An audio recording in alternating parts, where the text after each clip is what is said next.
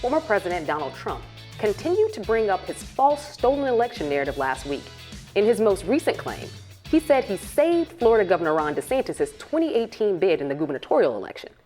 Trump took to Truth Social Thursday, alleging, without evidence, that he sent federal agents to the state in 2018 to stop voter fraud. These comments came after DeSantis' blowout re-election victory in the midterms and the increasing rumors following that he might run for president in 2024. If he does, it could pit him directly against Trump, who's expected perhaps to announce a run for re-election maybe this week, maybe tomorrow.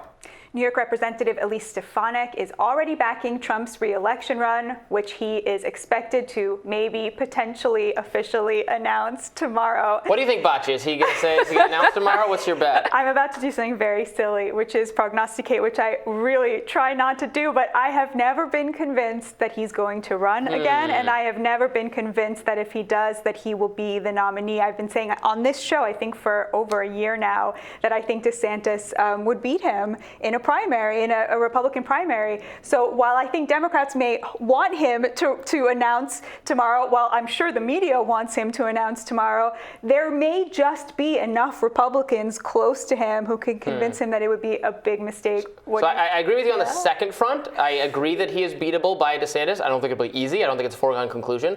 I definitely think it could happen. On your first point, that you think he might not run at all, that I do not agree on. I don't think he can help himself. I think he's going to make a go of it. And if he does horribly right away, he'll find some way to bow out. I'm not sure that will happen because I think he'll be competitive, at least, against DeSantis. So if you had asked me 6 months ago, I would have agreed with Batya. I did not think that he was going to run. I thought this was just a huge grift. He was going to collect money. He was going to enjoy the media attention. He was going to run from scandal because that's what he does. Coming off of Republicans taking major L's in this midterm election cycle, and a lot of them blaming him, which a lot of it's his fault, this is somebody who cannot handle that. So at this point, I think he is out to prove something to them and out to prove something to himself. I think he's definitely going to run. He's definitely going to announce, whether it's tomorrow or any other time in the near future before the Georgia runoff, because he does not care about the Republican Party. Trump is here for Trump and doesn't care about being a liability. He's going to announce, he's going to run. Now, I think Ron DeSantis is a better candidate in that pool. There are going to be several people who run in the Republican Party at this point because Trump has appeared to be a wounded animal. But Ron DeSantis, I think, has a better shot. Yeah. He's got to complete the trifecta and lose Georgia for a third time. Right. The appeal of doing that from a numbers standpoint. Right. And now, Ameshia, let me ask you this. Like, as a Democrat, could you see yourself, like, what is your relationship to DeSantis? I mean, because we were told so often that the objection to Trump was his demeanor, was his norm breaking, was his sort of like undignified way of expressing himself, all of which I think is true. But now you're starting to see this thing coming out of the Democrats, which is, DeSantis is worse than Trump because he's Trump, but he's more effective. Where are you on that, on those sort of two options? 100% agree. DeSantis, and I've said this time and time again, DeSantis is a smarter version of Trump. He knows how to get legislation passed. He knows how to win people over. He doesn't have to come through bombastic. He can do it without those things. He is someone who understands his people. He's someone who took a lot from the Trump playbook, but he tweaked it in a way that doesn't come off sounding as offensive to the unseen eye. Like, I think that he is very attentive to what Trump's mistakes were, and he's acknowledging what those were, and he's trying to sidestep them in a way, but still being oppressive to multiple groups of people. This is a guy who did the Don't Say Gay bill. This is a guy who has absolutely no problem with trying to dismantle all of the efforts of the Black Lives Matter movement. This is a guy who wanted prosecution of those who are protesting in the streets. Like, nothing about Ron DeSantis is great. So you're not if you're a a Democrat. Breathe a sigh of relief if it's DeSantis instead of Trump. Absolutely not. I just don't think he's going to lead us into an insurrection. Well, yeah. Well, that's what I like about. That's what I like about it. The riots, the one riot that Trump inspired being so deeply embarrassing and humiliating, and should have rightly humiliating to the conservative moment. I want to know what DeSantis's foreign policy views are. Totally. That's what I want to know. Right, that's the most important question. Yeah, he's not been tested on that front. It's not his fault that we don't know what they are. But he does have a military background, which we can't say for the majority of people who've run for president as of late. That's true. That's not an endorsement of Ron DeSantis. But that could go either way. That could be some because of a military background could be more inclined toward hawkish, although there's always that, from long ago, the stat that actual veterans supported like Ron Paul in the Republican primaries years and years ago. So I want to know, because we're at such an important inflection point for conservatives and foreign policy. The direction, the trajectory is for the Republican Party to actually become the anti-war party or the anti-foreign interventions party. There is more opposition to endless funding of Ukraine in the Republican House side, the Republican House of the side rather than the Democratic side.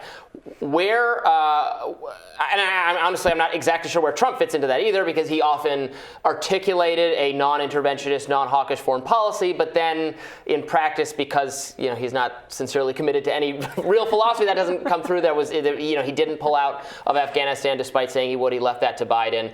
I want to know. So I would like to know what Trump's feelings are there too as well. But I think I'll never quite be satisfied with it because he doesn't have a philosophical commitment.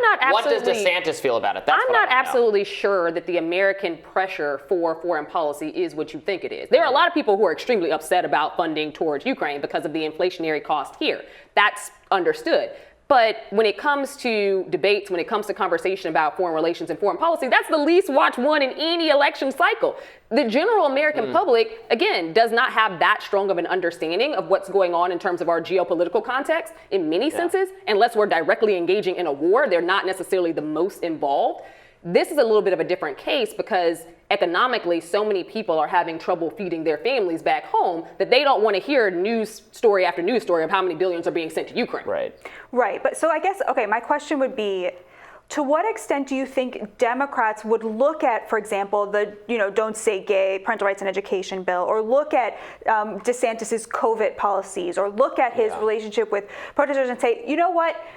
I don't agree with these positions, but these are legitimate positions for someone to have versus how they treated Trump, who was, as sort of so outside the norm, such a threat to the institutions themselves that people would argue, we can't act, these are not legitimate points of view because they're too far outside the norm. Do you think that there could be like a healthy debate, I guess, around some of the positions he's taken, or do you see him as a continuation of Trump being sort of outside what's legitimate to debate about? I think Ron DeSantis is smart enough to know that Florida is an outlier in terms of not only the lead that he was able to take, but in terms of the sizable gains Republicans made. I've told Democrats time and time again, Florida is no longer a swing state. It is solidly Republican.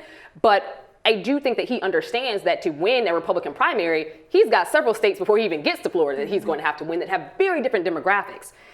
He can stand on, and I believe he will, economic gains during COVID. There are several Democrats who might have a problem with some of the way he talked about COVID during its most dark days. But when you look at the numbers, the businesses that still stayed open, the schools that were still successful, Florida has one of the most successful public schools in the country in terms of their school districts. There are certain things he can run on that aren't necessarily as challengeable as his culture war arguments. Yeah, I think I agree with that. It's really smart, And Republicans have to find a smart way to talk about the culture stuff. Clearly, the constant, forecasting drag queen or foregrounding drag queens and all of that, which really pays off well in conservative media, it was clearly not top of voters' minds in this election. Even though I might agree with some of the conservative pushback on gender and other things, it's gone too far in what what some liberals want to do. I don't think it's not something issue. People are voting on. Right. Yeah, they were right. It's not, and the Republicans didn't offer despite this economic situation we were in, they didn't explain what they were going to do differently on inflation. And we talked about that a lot. On the one hand, they're right that the Democrats don't seem to be able to combat inflation in a way that's compelling. On the other hand, okay, what are you going to do about it? And they kept saying something you love, Robby, less spending. But I think for the American people, it's like, well, that spending already happened. What's that going to do tomorrow to bring down the price of chicken, to bring down the price of gas? Way less spending. They say less spending. I say so much less spending. You haven't seen less spending. I also question what is the less spending on? because if you're an American who is in need of healthcare services, if you're an American who wants to see better schools, if you're an American who wants to see, these structures of social change, there's a certain amount of spending that comes along with that. So when anybody says less spending, I'm questioning, what are you spending less on? Defense spending. I will agree with you. But I would also gut education spending. I don't think it's. I just don't think it's. I don't think it's being spent well. I don't think we have enough to show for it. It's not justifiable. That's a longer conversation. We're going to have to let it go. I should mention, earlier I said I want to know DeSantis' foreign policy views. I should emphasize not just Ukraine. I want to know how he feels about China. I want to know what does he feel about Iran and changing the deal. There's so many. And there have been governors, to your credit, who have, because when you think foreign policy, you don't think governors. Like you think, senators, Congress people. There have been governors who have spoken out about these things. Yeah. I think in alignment with their Senate cohorts. DeSantis has not. Yeah. And I think that he's playing that game smartly. Again, I think he's a lot smarter than the media gives him credit for. He's not trying to get caught in a trick bag too early. It's a long road to 2024. The popularity you have today could be gone in 6 months. Well, we'll see if that road begins tomorrow, dependent on whether Trump announces. So good to have both of you in studio today. This is so much fun. Let's do it again sometime. Be sure to like, share, and subscribe so you never miss any content. And for those of you who like to listen while on the go, we are now available anywhere that podcasts are available. We're also on Roku and other streaming services. I'll see you back here tomorrow. Thanks for tuning in. Bye, everybody.